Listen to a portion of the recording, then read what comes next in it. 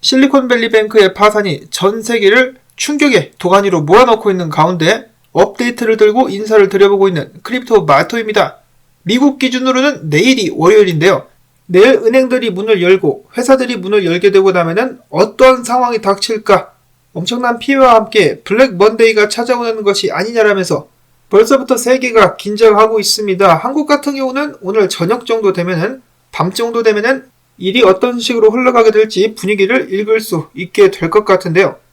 실리콘밸리 내에서 가장 큰 규모를 자랑하고 있었던 실리콘밸리뱅크, 이제는 말 그대로 가장 큰 실리콘뱅크의 재앙이 돼서 사람들을 위협하고 있습니다. 현재 상황이 잘 수습되지 않을 경우 앞으로 다른 은행들의 뱅크런, 금융시장 혼란, 신용경색, 유사한 규모의 중견은행들 연쇄 파산, 스타트업 줄도산 등 여러가지 우려가 제기가 되고 있는 상황인데요. 특히 미국 기업과 은행이라는 점에서 투자 심리에 더욱 악재로 작용할 수도 있다라고 합니다. 자, 그리고 중견은행들 같은 경우는 지금 벌써부터 위기를 맞이하고 있다는 소식들이 속속들이 들려오고 있는데, 예를 들어 캘리포니아의 퍼스트 리퍼블릭 뱅크 같은 경우는 어제 미국 기준으로 토요일 사람들이 돈을 찾기 위해서 몰려있는 모습을 목격할 수가 있었다라고 합니다. 이것은 시작에 불과할 수 있다. 실리콘밸리뱅크에 돈을 맡겨놓은 다른 은행들의 숫자들도 굉장히 많다라고 하는데요. 월요일부터 해가지고 지속적으로 보고가 들어오지 않겠느냐라고 많은 사람들은 예측을 해보고 있는 가운데, 스타트업 기업들과 벤처 캐피털 등도 난리가 났습니다. 세쿼이어 등 125개 회사들 같은 경우는 미국 정부의 지원을 촉구하는 성명을 냈다라고 하는데요. 이렇게 심각한 상황은 미국뿐만 아니라 실리콘밸리뱅크가 다른 나라들에도 여러 지점을 가지고 있었기 때문에 다른 나라들의 스타트업 그리고 회사들에도 큰 피해가 예상이 된다라고 합니다. 대표들은 지금 죽느냐 사느냐 기로에 놓였다라고 고통을 호소하고 있는데, 이러한 충격 미국에서 싱가포르까지 확산되고 있다. 실리콘밸리뱅크의 지점이 있었던 곳들 캐나다, 인도, 중국, 인도, 덴마크, 독일, 이스라엘, 스웨덴 등등 이 국가 벤처 기업들이 피해를 볼 수 있어가지고 굉장히 긴장이 되고 있는 상황 속에서 영국의 180여 개 기술 기업들 대표들은 영국 재무장관에게 도와달라고 요청을 했다라고 합니다. 그들은 밝히기를 예금 동결과 손실은 업계 전체에 타격을 주고 벤처 생태계를 20년 전으로 후퇴시킬 수 있다. 많은 기업들이 하루 이틀 밤 사이에 파산하게 될 수도 있다. 위기는 월요일부터 시작될 것. 당장 좀 도와달라. 정부가 개입해서 해결책을 내놓지 않으면 한 세대에 걸쳐 이룩한 기업들이 사라져버릴 위험에 처할 수 있다. 굉장히 긴박한 상황임을 알 수 있는 부분이라고 볼 수가 있겠는데요. 예를 들어서 영국의 교육 소프트웨어 회사인 링구미 같은 경우는 실리콘밸리뱅크의 현금 85%를 집어넣어 놨었고, 토론토의 광고기술 개발업체인 어큐티 에지 같은 경우는 마찬가지로 90%에 달하는 현금 5,500만 달러를 마찬가지로 맡겨놨었다가 지금 되찾지 못할 위기에 처해 있습니다. 기술기업 로쿠 같은 경우는 보유 현금의 26%가 묶여있는 상황이라고 했는데요. 매체 보도에 따르면 실리콘밸리뱅크는 기술업계만 비단 영향을 주는 것이 아니라 농업까지 크게 흔들 수 있다라고 합니다. 자, 그러면 피해 보상은 어디까지 받을 수 있는 것인가? 블룸버그의 소식통에 의하면 예금자 보호를 받지 못하는 예금들 같은 경우는 30에서 50% 정도 돌려받을 수 있게 될 것이며, 보호를 받는다 할지라도 미국 같은 경우 은행 계좌당 25만 달러까지만 예금 보호가 되기 때문에 그 이상의 예금은 돌려받지 못할 수도 있다라면서 경고를 하고 나섰습니다. 그리고 또한 이런 부분 또한 실리콘밸리뱅크가 얼마나 빠른 속도로 자산을 매각할 수 있느냐에 달렸다라고 하는데요. 트위터의 소문에 의하면 벌써부터 지금 판매가 되고 있다라고 말이 돌고 있기도 합니다. 이런 상황 속에서 사태를 수습하기 위해서 각국의 관료들은 어떻게 행동을 하고 있는가? 일단 방미길에 나서는 영국의 수낙 총리 같은 경우는 일단 해당 실리콘밸리뱅크의 파산 같은 경우는 영국의 은행들로 전이될 위험이 없다. 기술기업, 생명과학기업 등등은 우리가 방어해줄 길을 찾을 것이다라고 이야기를 했습니다. 다만 그럼에도 불구하고 영국이 구제금융을 준비하고 있다는 이야기는 전적으로 추론에 불과하다라면서 말을 아끼기도 했었는데요. 미국 같은 경우 제닛 옐런 재무장관이 나와서 우리는 실리콘밸리뱅크의 구제금융을 고려하지 않고 있다라고 딱 잘라서 이야기를 했습니다. 그러면서 15년 전 금융위기와는 다르다. 오늘날 미국 은행 시스템 같은 경우는 정말 안전하고 자본이 풍부하다라고 하면서 스스로 회복할 수 있음을 시사했습니다.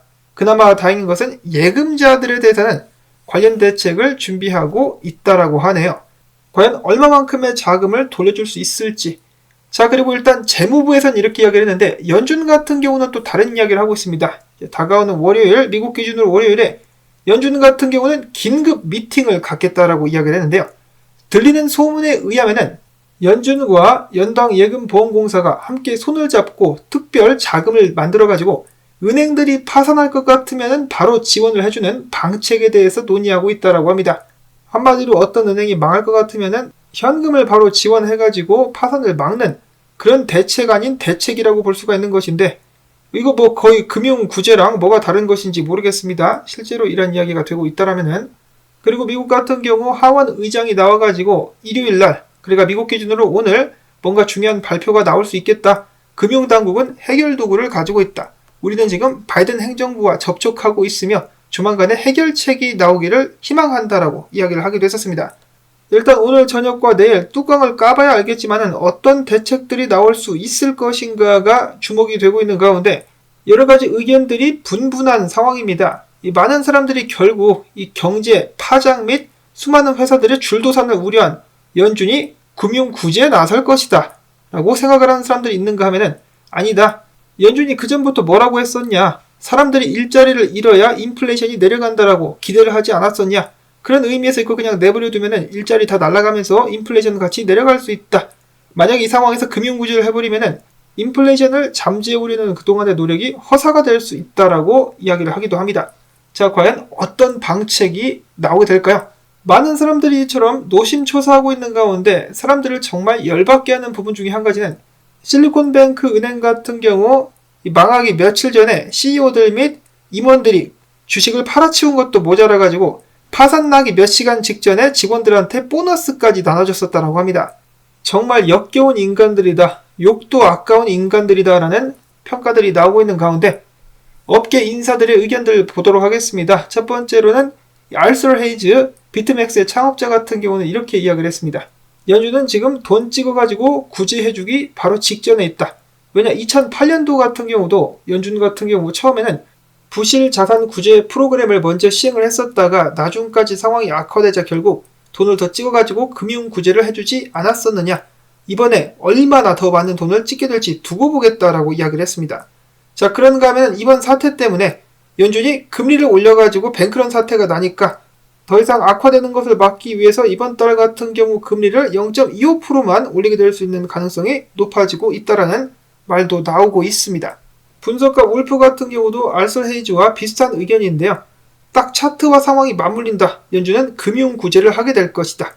S&P 500 같은 경우 최근에 저항을 뚫고 지지 확인 테스트를 하고 있는 과정 속에서 이런 상황이 발생한 것이기 때문에 금융 구제 이야기가 나오면서 V자 반등이 나오게 될 것이다라고 예측을 하고 있었고, 자, 그리고 미국 기준으로 다가오는 화요일 또 인플레이션율 발표가 되게 되죠. 소비자 물가지수, 이것도 눈여겨서 봐야 될 것이라고 분석가는 이야기를 했었고요. 비트코인도 지금 상황이 비슷합니다. 저항 뚫고 올라와가지고 지지 확인했는데 못 올라가고 떨어져가지고 다시 한번 부딪히고 있는 상황. S&P 500이 여기서 튄다. 그럼 비트코인도 같이 튈 수가 있겠죠. 일단 지금 비트코인을 비롯해가지고 코인들 상승하고 있는데 괜히 상승하는 것이 아니라 일단 어제 오늘 해가지고 숏으로 돈이 굉장히 많이 몰렸었습니다. 앞에서 들으셨던 바와 같이 블랙 먼데이, 내일 증시와 함께 암호화폐가 떡락할 것이다 라고 장담을 하는 사람들이 돈을 많이 베팅을 했었다라는 것인데요. 비트맥스 같은 경우는 FTX 사태 이후로 가장 큰 규모의 숏 자금이 베팅이 됐었다라고 하네요. 이거 전부 다 스퀴즈 되면서 올라가면서 비트코인 상승하자 숏 1억 달러가 청산이 돼버리는 진풍경이 펼쳐지기도 했었습니다. 그야말로 난장판, 꽥꽥 오리 선생 오랜만에 등판해서 이야기하기를, 자, 비트코인 같은 경우는 21,000달러 위까지 올라가 주는 것이 중요하다. 21,000달러까지 올라가 주면은 계속적인 상승 나올 수 있겠지만 그 아래로 내려가면은 굉장히 힘들다. 특히 18,000달러 후반대 아래까지 내려가면은 진짜 상황 안 좋아질 수 있다라고 경고를 하고 있는데, 비트코인이 스퀴즈를 내자 이런 식으로다가 이 자리만 잘 지켜주면 된다. 희망적으로 이야기를 했었으나 지금 28,800달러까지 떨어지고 있는 상황입니다. 로만 분석가는 이야기하기를 며칠 전에 말했었던 것처럼 지금 반등이 나오고 있는데 지금 보면은 거래량이 많이 터져주고 있지 않기 때문에 일시적으로 올라갔다가 떨어질 것이다라고 예측을 했었는데 지금 그대로 21,000달러쯤 위까지 금방까지 올라갔다가 비트코인 힘이 빠지고 있습니다. 자, 정말 안타깝습니다. 비트코인 이번 반등 그냥 깜짝 반등에 불과한 것일까? 아니면은 비트코인 이렇게 혼란한 세상 속에서 한 줄기 빛이 돼가지고 사람들에게 희망을 안겨줄 수 있을 것인가? 그리고 참고로 이더리움 같은 경우도 지금 상승하면서 저항에 딱 부딪혔는데요. 이걸 뚫고 올라갈 수 있으면은 위까지 올라갈 수 있는 것이고, 막히게 된다라면은 여기 있는 트레이더 엑소 분석가가 이야기를 한 것처럼 다시 떨어지게 될 것입니다. 이어서 추가적인 소식들도 몇 가지를 준비를 해봤는데요. 첫 번째로는 저스틴 선이 4억 달러치 USDT 테더를 찍어가지고 그 중에 2억 5천만 달러치를 바이낸스로 보냈다고 합니다.